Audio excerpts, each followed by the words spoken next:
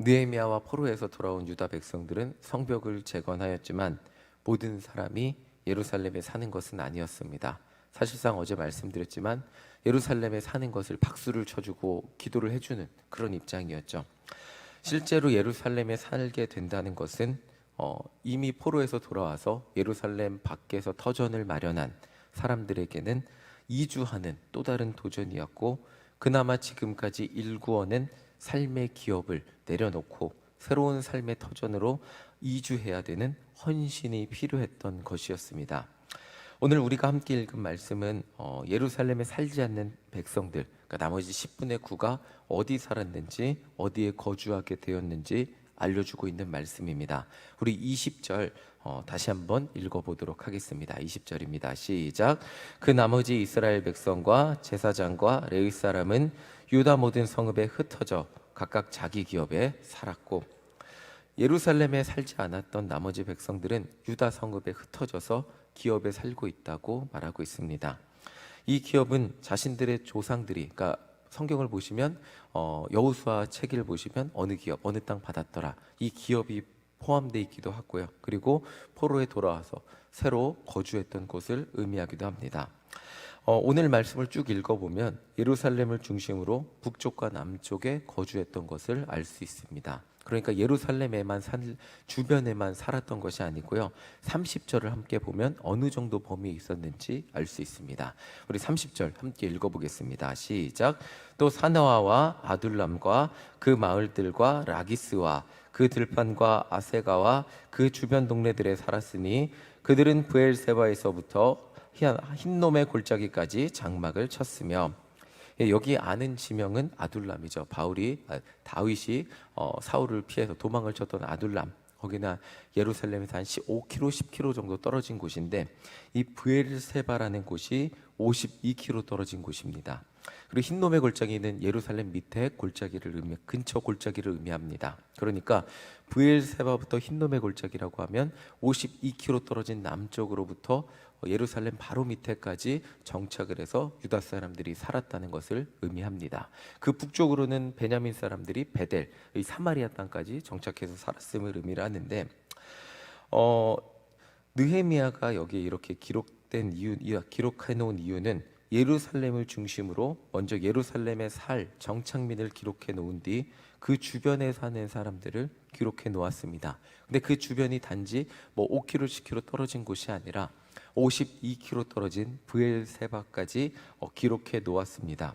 브엘세바는 사실상 사람이 살 수 있는 가장 최남단이라고 합니다. 실제로 가보니까 그 밑에는 완전히 광야, 그러니까 풀 한 폭이 자라지 않는 완전한 광야였습니다. 지금도 브엘세바 근처에 사는데 아직도 그 말을 키우는 양 키우는 유목민들, 베두인들이 사는 모습을 볼 수 있었습니다. 남쪽으로 52km 떨어진 브엘세바까지 포로에서 돌아온 유다 사람들이 정착을 했다는 것을 알려주고 있습니다. 그런데 단지 이렇게 이 범위 안에서 유다 사람들이, 이스라엘 백성들이 살았다라고 말하는 것 이상의 의미가 있습니다. 자, 22절 함께 읽어보도록 하겠습니다. 22절입니다. 시작. 노래하는 자들인 아삽 자손 중 미가의 현손 마따냐의 증손 하사바의 손자 바니 아들 우시는 예루살렘에 거주하는 레위 사람의 감독이 되어 하나님의 전 일을 맡아 다스렸으니, 복잡하게 썼지만 결국 우시라는 사람입니다. 이 앞에서 굉장히 많은 설명을 하지만 우시는 레위 사람의 감독이 되어 하나님의 전의 일을 맡아 다스린 것입니다. 오늘 말씀에 기록된 사람들이 예루살렘에 다 살지 못했어요. 10분의 9는 살지 못했죠. 그런데 심지어 52km나 떨어진 브엘세바까지 이렇게 쭉 펼쳐져서 정착해서 살게 되었지만 그들의 삶의 중심이 예루살렘, 더 정확히 말하면 예루살렘 성전에 있다는 것을 알려주는 것이 오늘 본문이었습니다. 그러니까 이 예루살렘 바깥에 있었지만 이 우시라는 사람은 예루살렘 성전에 있는 임무를 맡아서 하였다라는 것을 알려주고 있습니다. 자, 반복해서 말씀드리지만 느헤미야가 성벽을 재건한 것은 단지 성벽만 멋지게 재건한 것이 아닙니다. 성벽을 안전하게 짓고 그냥 방어만 위해서 지은 것이 아니었습니다. 성벽을 재건하고 한 일은 영적인 부흥이었죠. 율법을 발견하고 자신들이 하나님 앞에 얼마나 온전히 살지 못했는지 발견하고 회개하고 결단하였습니다. 하나님의 백성으로 온전한 백성이 되기 위해 이전의 조상들이 하나님을 온전히 믿었던 신앙으로 돌아갈 수 있도록 그들을 인도했습니다. 영적인 부흥을 꿈꾸었고 실제로 이스라엘 백성들 가운데 이러한 부흥이 일어날 수 있도록 느헤미야가 수문학 광장에서 율법을 학사 에스라와 함께 외치고 그들이 결단하게 했다는 것입니다. 이것을 이루어내기 위해서 사람이 다, 어제도 말씀드렸지만 사람들이 다 모였을 때, 성전에 모였을 때, 수문합 광장에 모였을 때 정말 우리가 하나님 뜻대로 살겠습니다, 가슴에 벅차올라서 외치는 것만으로는 충분하지 않다는 것입니다. 우리도 막 기도해보고 막 이 자리에서 결단하고 하나님 뜻대로 살겠습니다 라고 결단하고 집으로 돌아가는 순간 우리의 결심이 막 무너졌던 것들을 많이 경험하게 됩니다. 모여서 기도할 때만 뜨거워서는 진정한 영적인 부흥이 완성이 되지 않는 것을 보게 됩니다. 모였을 때는 뜨거워서 무엇이든 할 것 같지만 집에 돌아가면, 현실에 부딪히면 다시금 넘어지는 것이 인간의 자연스러운 모습이기 때문에 삶의 구체적인 변화가 필요했습니다. 자, 그것이 바로 백성들을 성전 중심의 삶으로 변화시키는 것이었습니다. 이전에 유다가 멸망하기 전에 하나님의 백성들이, 조상들이 그렇게 살았듯이, 성전 중심으로 살았듯이, 그들이 어디에 살았건 예루살렘 성전이 중심이 되어 그 성전 중심의 신앙을 가지고 살았듯이 다시금 유다의 영적인 부흥을 일으키기 위해서는 다시 모여서 한순간 뜨거움, 그냥 어떻게 보면 군중심리일 수도 있거든요. 그 뜨거움만 주고 다 같이 집에 빠빠이 가고 집에 가서 예전의 삶의 모습으로 돌아가는 것이 아니라 그 뜨거움의 부흥이 끝나고도 실제적인 삶의 변화가 일어나기 위해서는 그들의 삶의 패턴이 변할 필요가 있었고 중심이 변할 필요가 있었습니다. 그 변화가 바로 성전 중심의 삶으로 살게 하는 것이었습니다. 유다 백성들이 예루살렘에 거주하지 않는다고 할지라도 언제나 그들의 삶의 중심이 성전에 있고 성전을 기억하게 하고 성전 중심으로 살아가게 하면서 그들에게 성전과 하나님의 백성을 위해 기여할 임무를 주었습니다. 예루살렘 안에 살지 못한다 할지라도 그들의 임무는 백성을 위한 이런 것이었고 성전을 위한 이런 임무를 주었습니다. 이렇게 살았습니다 라고 말해주고 있는 것입니다. 다시 이전의 삶으로 돌아가서, 그 뜨거움이 막 있었는데 다시 이전의 삶의 환경으로 돌아가서 먹고 살기 힘든 문제만 집중한다면 어렵게 재건해 놓은 성벽이 예루살렘 성벽 바깥에 사는 사람들에게는 아무 의미가 없거든. 성벽 안에 사는 사람들은 그 성벽을 보면서 이 성벽이 우리를 지켜주는구나.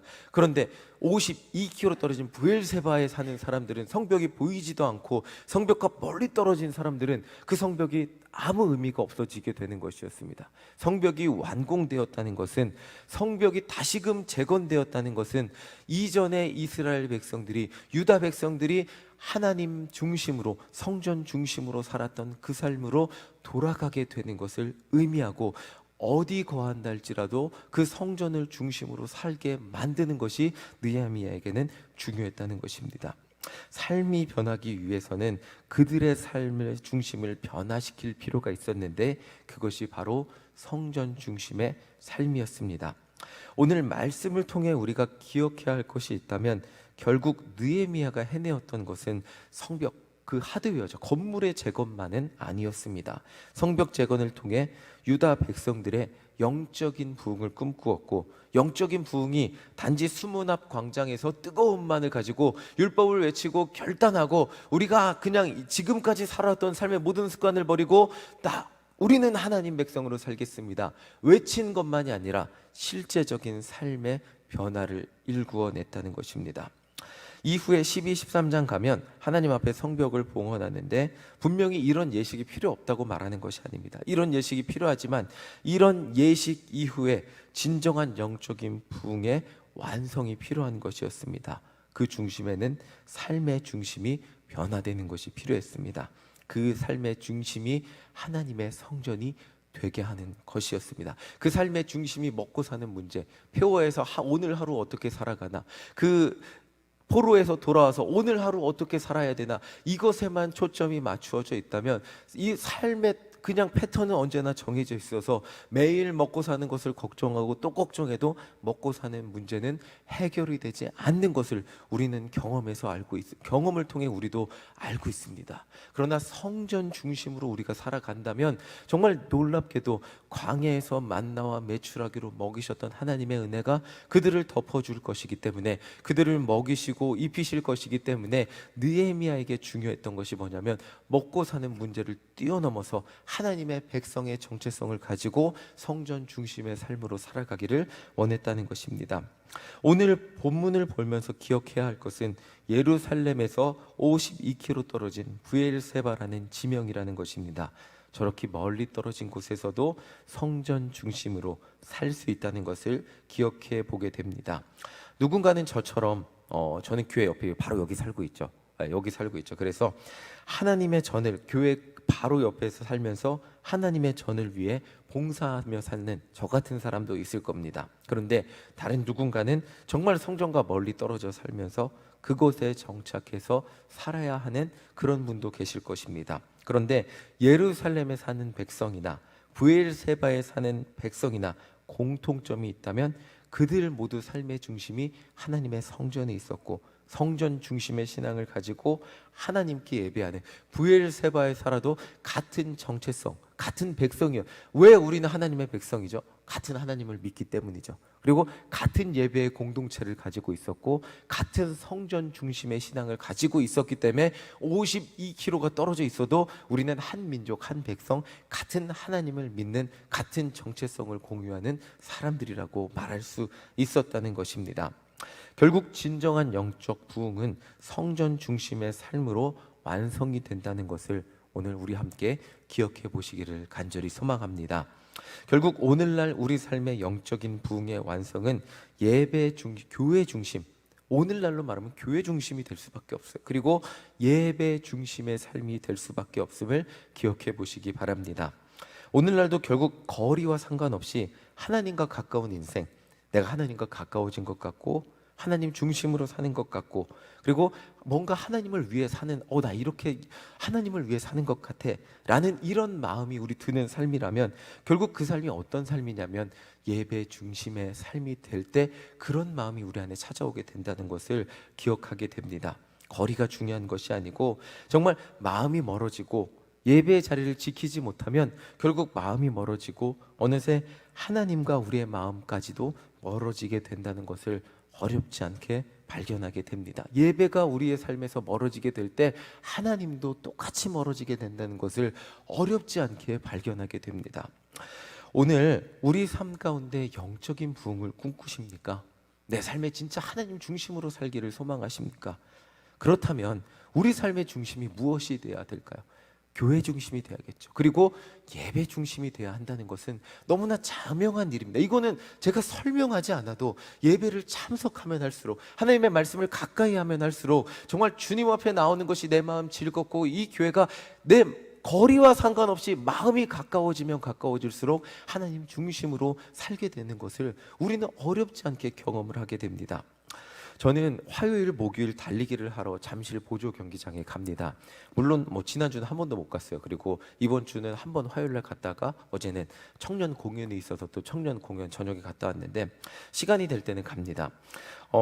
달리기를 하는, 저는 1시간 정도 걸려요.